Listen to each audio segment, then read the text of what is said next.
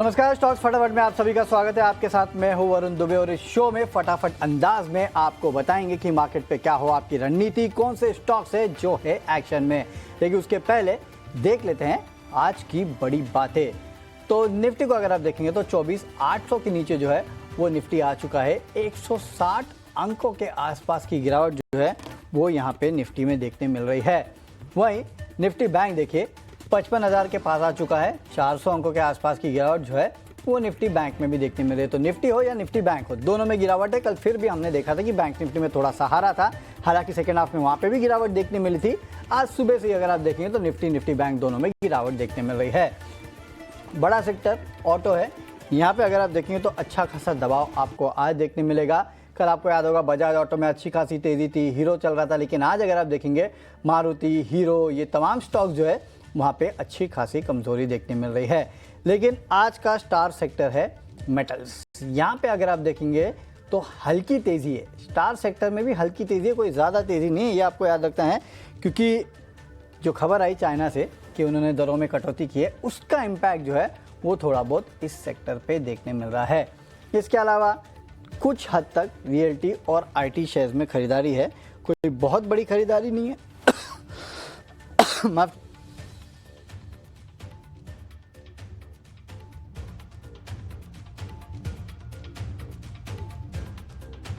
पे देखने मिल रही है। लेकिन चलिए अब एक काम करते हैं, मार्केट को ऐसे मार्केट में एक्चुअली क्या करना है, क्योंकि 24,800 के नीचे अगर आप देखेंगे तो यहाँ पे निफ्टी जो है फिसल चुका है और दिन के ऑलमोस्ट निचले स्तर पे जो है वो निफ्टी ट्रेड कर रहा है। तो मार्केट को कैसे ट्रेड करना है, इन लेवल्स को कैसे समझना है, ये जानने के लिए हमारे एक्सपर्ट के पास चलते हैं। और आज हमारे साथ JM फाइनेंशियल की सोनी पटनायक जी जुड़ रही हैं। सोनी जी गुड आफ्टरनून, बहुत बहुत स्वागत है मैम आपका ET नाउ स्वदेश पे। 25,000 का लेवल तो कल हम टिक नहीं पा रहे थे वहाँ पे, तो एक बार तो लगा था कि या तो इस तरफ हो जाएंगे या इस तरफ हो जाएंगे, लेकिन आज समझ में आ रहा है कि नीचे की तरफ जो है वो मार्केट जा चुका है। अब यहाँ से मार्केट की चाल जो है वो कैसी रहने वाली है मैम, और कौन से लेवल्स अब इंपॉर्टेंट हो सकते हैं जहाँ पे हम नजर रखें, निफ्टी बैंक निफ्टी दोनों पे बताइए। देखिए निफ्टी में 25,000 के करीब एक रेजिस्टेंस है। अगर हम ऑप्शन चेन को अच्छे से रीड करें तो वहां पे काफी एग्रेसिव कॉल राइटर्स पोजीशनड है। 2.5 लाख कॉन्ट्रैक्ट से ज्यादा वहां पे पोजीशन हो रहे हैं। तो कहीं ना कहीं 25,050 ये वीकली एक्सपायरी के लिए रेजिस्टेंस बन रहा है। अगर कोई भी फ्रेश अपसाइड निफ्टी में देखना है तो उसी लेवल को एक बार क्रॉस करे, उसके ऊपर ही हमें वो फ्रेश लेवल्स 25,200 25,400 रेंज पे नजर आ सकता है।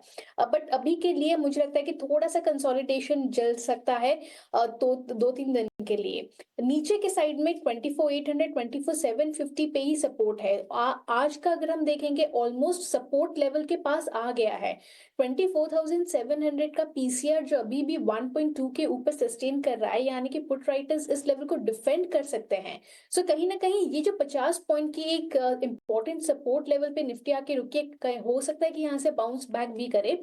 ओवरऑल एक रेंज है 24,750 से 25,050, ये वीकली एक्सपायरी के लिए। इसी 300 पॉइंट रेंज पे मुझे लगता है कि थोड़ा सा मूवमेंट रह सकता है। स्टॉक स्पेसिफिक अप्रोच यहाँ पे बेटर नजर आ रही है। सिमिलरली अगर हम बैंक निफ्टी की देखें तो बैंक निफ्टी भी 55,500 के करीब एक रेजिस्टेंस बन रहा है। जब तक बैंक निफ्टी 55,500 के ऊपर सस्टेन नहीं करता है, थोड़ा सा डिफिकल्ट रहेगा। प्रॉफिट बुकिंग हल्का सा यहाँ पे हो सकता है। 55,000 लेवल सपोर्ट है, बट वो भी ब्रेक किया है। कहीं ना कहीं ये क्लोजिंग बेसिस पे इसको काफी इंपॉर्टेंटली देखना रहेगा। कंसोलिडेशन बन सकता है बैंक निफ्टी में 500-700 पॉइंट्स के रेंज पे। सो मुझे लगता है कि दोनों इंडिसेस थोड़े से कंसोलिडेशन पे जाएंगे और स्टॉक स्पेसिफिक मूवमेंट और स्टॉक स्पेसिफिक अप्रोच यहाँ पे आपकी स्ट्रैटेजी बननी चाहिए। चलिए, तो स्टॉक्स पर एक अप्रोच जो है वो आपको रखना है। तो आगे चल के सोनी मैम से हम जानेंगे भी कौन से स्टॉक्स है जहाँ पे नजर रखनी है, लेकिन उसके पहले एक इंपॉर्टेंट खबर पर कर लेते हैं नजर। दरअसल रियल एस्टेट सेक्टर को लेके एक बड़ी खबर आ रही है। महाराष्ट्र कैबिनेट ने नई हाउसिंग पॉलिसी जो है उसको मंजूरी दे दी है, और इनफैक्ट ये हमारी खबर पर मोहर है। आपको याद होगा कल इसी शो में अनुराग शाह हमारे साथ जुड़े थे और उन्होंने बताया था कि जो पॉलिसी है उसको जल्द अप्रूवल मिल सकता है, और आज देखिए एक ही दिन में जो अप्रूवल है वो मिल चुका है। तो एक काम करते हैं, डिटेल्स जानने के लिए सीधे अनुराग के पास ही चलते हैं। अनुराग बताइए, कल ही आपने बताया था कि अप्रूवल जो है मिल जाएगा, तो सबसे पहले तो आपको बहुत बहुत मुबारक, आपकी खबर पर मोहर है। अब डिटेल्स बताइए अनुराग। देखिए, बहुत बड़ा से जो लिस्ट सेक्टर है महाराष्ट्र का, क्योंकि 18 साल जो है नई हाउसिंग आ गया है और मोहर लग गई है नई अनुराग, हाउसिंग। मेरे ख्याल से आपकी आवाज़ पे थोड़ी प्रॉब्लम आ रही है, नेटवर्क इश्यूज है। हम फिर से कोशिश करेंगे आपको जोड़ने के लिए, लेकिन जैसे कि अनुराग कह रहे थे कि 18 साल लग गए इस पॉलिसी को मंजूरी के लिए, और महाराष्ट्र में दरअसल नई पॉलिसी जो है हाउसिंग पॉलिसी, उसको कैबिनेट से मंजूरी मिल चुकी है। ये एक बहुत बड़ी खबर जो है वहाँ आपको दे रहे हैं, और 18 साल बाद महाराष्ट्र में जो हाउसिंग पॉलिसी है उसमें बदलाव जो है वो किया जा रहा है, जो अप्रूवल है वो किया जा रहा है। और नई पॉलिसी में अगर आप देखेंगे तो प्रीमियम चार्जेस जो है उनके ऊपर है, काफ़ी कुछ किया जा रहा है। रिहैबिलिटेशन जो है वो उसके ऊपर काफ़ी कुछ जो है बातें की गई है। डिटेल में एक एक करके अनुराग हमको बताएंगे, जब भी हम कोशिश करेंगे अनुराग को फिर से जोड़ने की। लेकिन अफोर्डेबल हाउसिंग में भी कुछ कुछ कहा गया है, तो वहाँ पे भी बढ़ावा देने की पूरी तरह से कोशिश जो है वो यहाँ पे की जा रही है। तो काफ़ी कुछ जो कि अनुराग हमको कल बता चुके थे कि क्या होने वाला है, वो आज जो है वो हो चुका है। और फिर से हम एक बार कोशिश करेंगे अनुराग को पैच करने के लिए, क्योंकि वही अच्छे तरह से हमें समझा पाएंगे कि फाइनली इस पॉलिसी में क्या हुआ है। लेकिन आपको एक ही दिन पहले अनुराग ने बताया था कि ये पॉलिसी को मंजूरी मिलेगी, मई एंड के पहले मिलेगी। और देखिए आज एक दिन बाद ये जो पॉलिसी है महाराष्ट्र की हाउसिंग, इसको सरकार से मंजूरी मिल चुकी है। करीब 70,000 करोड़ रुपए के आसपास का निवेश जो है वो यहाँ पे हो सकता है इस पूरे पॉलिसी के पास होने के चलते। सोनी मैम, कोई ये मुंबई और Maharashtra real estate, in fact Maharashtra के जितने भी रियल एस्टेट स्टॉक्स है, जैसे कि गोदरेज हो गया, मैक्रोटेक हो गया, ओबेरॉय हो गया, इनमें से कोई स्टॉक आपको पसंद आता है मैम? यहाँ पे तो एक ही स्टॉक है डीएलएफ, जहाँ पे आज काफी एग्रेसिव फ्रेश लॉन्ग विल्टर पोजीशंस बने हैं। ऑफ कोर्स रिजल्ट इम्पैक्ट है, बट अगर हम टेक्निकली इसको देखेंगे तो 200 डेमा के ऊपर आज क्रॉस करके सस्टेन कर रहा है, वॉल्यूम्स काफी स्ट्रांग है और थोड़ा सा सपोर्ट फॉर्म हो रहा है यहाँ पे 730 740 के रेंज पे। मुझे लगता है यहाँ पे बाय ऑन डिप्स करना चाहिए टुवर्ड 730। सपोर्ट अगर नजर आता है तो उसी लेवल पे जब अप्रोच करे तो ही बाय ऑन डिप्स बन सकता है। यहाँ पे स्टॉक डिसेंट है, पोजिशनली टुवर्ड 770 और 800 के रेंज को टेस्ट करते हुए नजर आ रहा है, बट स्ट्रैटेजी यहाँ पे जो आपको अप्लाई करना चाहिए वो है यहाँ पे buy on dips. Buy on dips की स्ट्रैटेजी जो है वो आपको यहाँ पे अपनानी चाहिए। डीएलएफ जो है वो इनको यहाँ पे पसंद आता है, तो ये एक अच्छी बात है। चलिए ठीक है, आगे बढ़ते हैं। और अनुराग को शायद चलिए ठीक है, तो कोशिश करेंगे फिर से अनुराग को जोड़ने की। लेकिन रियल एस्टेट स्टॉक्स अगर आप देखेंगे तो थोड़े बहुत मोमेंटम में हैं। कल अगर आप देखते तो जितने ये स्टॉक्स थे मुंबई बेस्ड रियल एस्टेट, खासकर गोदरेज प्रॉपर्टीज़ में आपने कल तेज़ी देखी थी, मैक्रोटेक, ओबेरॉय रियल्टी, इन स्टॉक्स में अगर आप देखेंगे तो आपको कल तेज़ी देखनी हुई थी। हालांकि आज थोड़ा बहुत अगर आप देखेंगे तो वैसे भी मार्केट का मूड माहौल जो है वो थोड़ा बहुत ख़राब है, और जाहिर सी बात है खबर आने के बाद सेल ऑन न्यूज़ जो है वो आपको इन स्टॉक्स में देखने मिल रहा है। लेकिन सोनी मैम को तो वैसे डीएलएफ पसंद है। मैम डीएलएफ तो ठीक है, आज चल भी रहा है खबरों के चलते। इन तीनों में से आपको कोई पसंद है क्या, या फिर तीनों को छोड़ दें? देखिए स्पेसिफिकली कोई अभी एज सच डेटा पॉइंट नजर नहीं आ रहा है। ओबेरॉय रियलिटी हो सकता है पॉसिबल, आज अपने 200 डमा को क्रॉस किया था, बट ऑफ कोर्स सस्टेन किया नहीं है। अगर क्रॉस करता है अगेन 1730 1740 के रेंज के ऊपर रिक्रॉस होता है तो शायद ओबेरॉय रियलिटी भी कंसिडर कर सकते हैं टुवर्ड्स 1800, बट अभी के लिए मुझे लगता है कि थोड़ा सा अवॉइड करके वेट एंड वॉच करना चाहिए इसमें। चलिए, तो फिलहाल वेट एंड वॉच जो है वो आपको करना चाहिए। फिलहाल कोई घाई नहीं करनी है आपको यहाँ पे खरीदारी करने की, तो वेट एंड वॉच कीजिएगा। डीएलएफ नो डाउट एक स्टॉक था जो कि थोड़ा बहुत पसंद आ रहा था। मैम साथ ही साथ आप अपने पिक्स भी बता दीजिए मैम कि आपको कौन से स्टॉक पसंद है। डीएलएफ पे तो हम चर्चा कर चुके हैं, आपके आज के पिक्स कौन से होंगे? देखिए, आज हमारे 2 कॉन्ट्रा बाय रहेंगे और ये ऑफिशियल रिकमेंडेशन है। पहला रहेगा लार्सन एंड टूब्रो एलएनटी पे हम देख सकते हैं यहाँ पे टुवर्ड्स 3600 3580 ये रेंज पे नजर आता है तो बाय कर सकते हैं। स्टॉक में सपोर्ट काफी स्ट्रांग है टुवर्ड्स 3500, यहाँ पे एक अच्छा फॉर्मेशन बन रहा है बेस टुवर्ड्स 3500। सो स्टॉक करंट लेवल पे भी बाय कर सकते हैं। हल्की से अगर डिक्लाइन अगर आपको नजर आता है 3550 तक, वहां भी बाय कर सकते हैं। 3450 यहाँ पे स्टॉप लॉस रहेगा। पोजिशनली टारगेट है टुवर्ड्स, पहला टारगेट 3750 रहेगा, उसके ऊपर सस्टेन करता है देन टुवर्ड्स 3900 लेवल्स भी टेस्ट कर सकते हैं और ये आज हमारा ऑफिशियल रिकमेंडेशन है। सो पहले यहाँ पे बाई है। दूसरा जो ऑफिशियल रिकमेंडेशन है वो है एक्सिस बैंक में बाय करने के लिए, ये भी एक कॉन्ट्रा बाई है। यहाँ पे एक्सिस बैंक अपने सपोर्ट के करीब ही चल रहा है। यहाँ पे 1200 1190 के रेंज पे मल्टीपल सपोर्ट है। पुट राइटर्स एग्रेसिवली फॉर्म हो रहे हैं इस लेवल पे। कहीं ना कहीं ये लेवल अगर आज प्रोटेक्ट होके टुवर्ड्स 1220 रेजिस्टेंस को क्रॉस करता है, पोजिशनली 1250 1270 लेवल्स नजर आ सकते हैं। सो एक्सिस बैंक करंट लेवल पे आप बाय कर सकते हैं। अगर 1220 रेजिस्टेंस क्रॉस हो जाता है, उसके ऊपर आपका टारगेट रहेगा टुवर्ड्स 1250 और 1270। ये भी एक पोजिशनल प्ले रहेगा और स्टॉप लॉस आपको 1160 पे लगाना है। तो 2 जगह स्टॉक्स है जहां पे खरीदारी की सलाह है। एक तो है एलएनटी 3450 के टारगेट स्टॉप लॉस के साथ खरीदारी कीजिएगा। 3750 का आपको लक्ष्य देखने मिलेगा और एक्सिस बैंक 1160 के स्टॉप लॉस के साथ आप खरीदारी कर सकते हैं। 1250 1270 के आसपास के लेवल देखने मिलेंगे, लेकिन हाँ याद रखिएगा जो 1220 का लेवल है वो काफ़ी इंपॉर्टेंट है, उसके ऊपर टिकना जो है वो यहाँ काफ़ी इंपॉर्टेंट है स्टॉक का। लेकिन जैसे कि हम बात कर रहे थे रियल एस्टेट की, तो अनुराग को हमने फ़ोन पे जोड़ा था लेकिन कुछ टेक्निकल इश्यूज़ की वजह से जुड़ नहीं पाए थे। लेकिन एक बार फिर से शायद अनुराग हमारे साथ जुड़ रहे हैं और इस बार लाइव अनुराग हमारे साथ जुड़ रहे हैं। तो अनुराग, फिर से एक बार आपको मुबारक हो, क्योंकि आपने जो खबर दी थी उस पर मोहर लग चुकी है और ये जो पॉलिसी है वो पास हो चुकी है। इसके डिटेल्स बताइए अनुराग, क्या हुआ है फाइनली? देखिए, काफी बड़ा डेवलपमेंट है ये रियल एस्टेट सेक्टर से जुड़ा हुआ, हाउसिंग इंडस्ट्री से जुड़ा हुआ।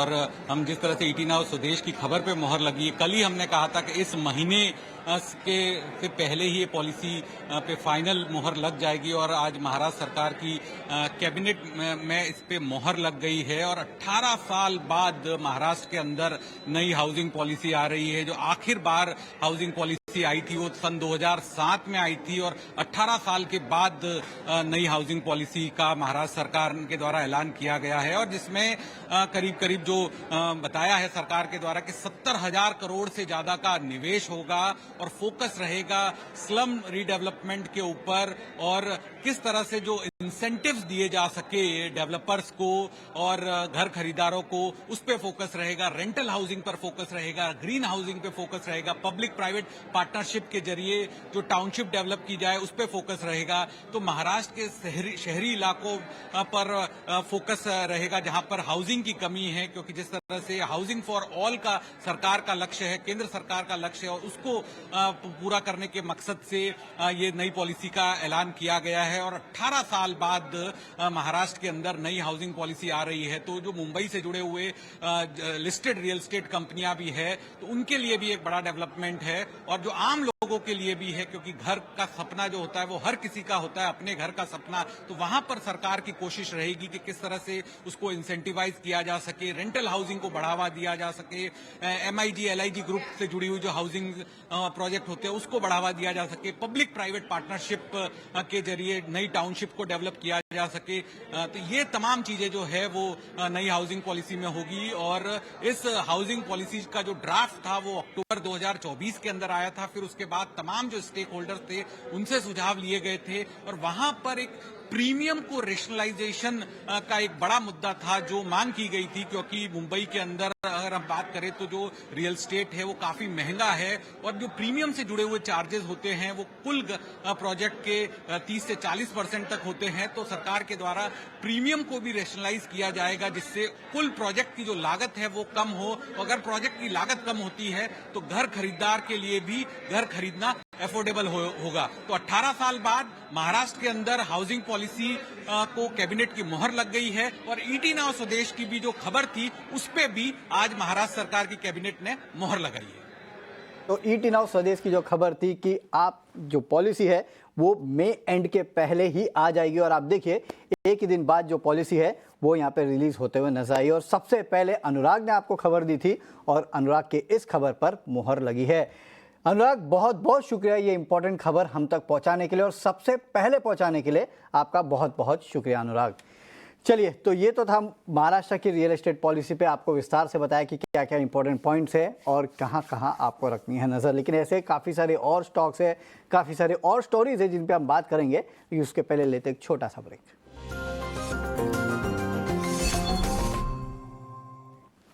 चलिए, ब्रेक के बाद आपका फिर से एक बार स्वागत है। अब वक्त हो चुका है आपको मुनाफे का ऑप्शन बताने का।